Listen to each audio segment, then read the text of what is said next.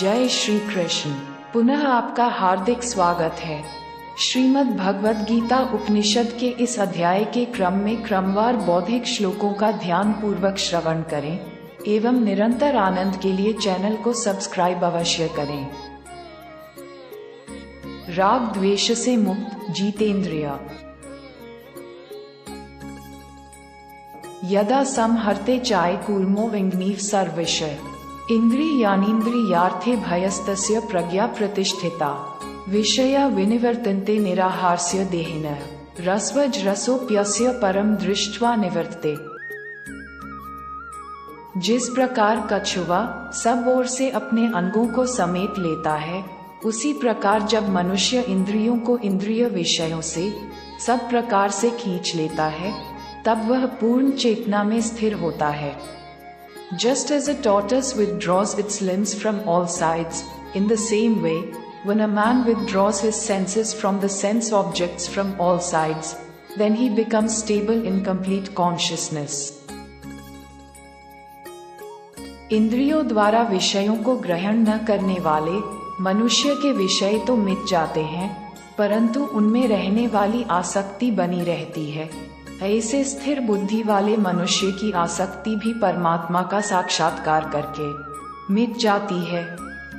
In a person who does not absorb the objects through the senses, the objects disappear, but the attachment that resides in them remains.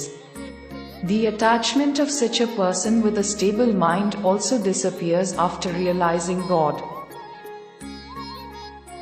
यत्तो ह्यपि कौन्तेय पुरुषस्य विपश्चितः इंद्रियाणि प्रमाथीनि हरन्ति प्रसभन मनः तानि सर्वाणि संयम्य युक्त आसीत् मत्परः विषये यस्येन्द्रियाणि तस्य प्रज्ञा प्रतिष्ठिता। हे अर्जुन, इंद्रियां इतनी प्रबल तथा वेगवान हैं कि जो मनुष्य इंद्रियों को वश में करने का प्रयत्न करता है, उस विवेकी मनुष्य के मन को भी बलपूर्वक हर लेती है। हे Arjun, the senses are so strong and fast that the person who tries to control the senses, they forcefully take away the mind of even a rational person. जो मनुष्य इंद्रियों को पूर्णतया वश में रखते हुए अपनी चेतना को मुझ में स्थिर कर देता है, वही मनुष्य स्थिर बुद्धि वाला कहलाता है। The man who keeps his senses completely under control and fixes his consciousness in me is called one with stable intellect. ध्यायतो विषया पुंसः संगस्ते शौक जायते सर्गात्सा जायते कामः कामात् क्रोधो भिजायते। इंद्रियों के विषयों का चिंतन करते हुए मनुष्य की उन विषयों में आसक्ति हो जाती है। ऐसी आसक्ति से उन विषयों की कामना उत्पन्न होती है और कामना में विघ्न पड़ने से क्रोध उत्पन्न होता है। While thinking about the objects of the senses, a person becomes attached to those objects. From such attachment, desire for those objects arises, and when there is an obstacle in the desire, anger arises.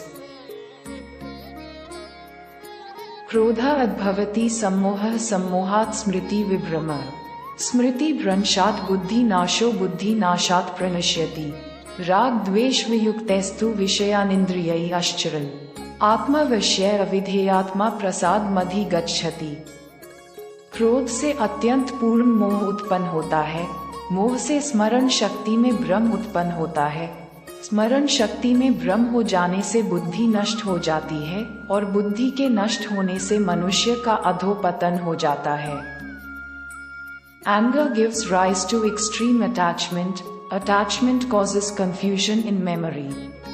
Confusion in memory leads to the destruction of the intellect, and destruction of the intellect leads to degradation of man.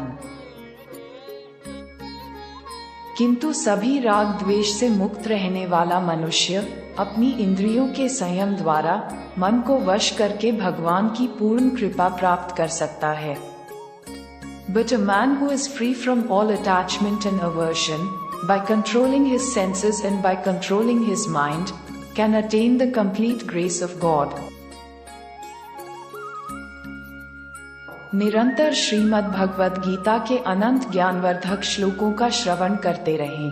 एवं जीवन के वास्तविक आनंद के लिए उपनिषद से रुचिक श्लोकों के लिए जिन्होंने अभी तक चैनल को सब्सक्राइब नहीं किया है, कृपया सब्सक्राइब अवश्य करें एवं श्रीमद् भगवत गीता को और निकटता से जानें तथा जीवन के अद्भुत परिवर्तन का आनंद लें।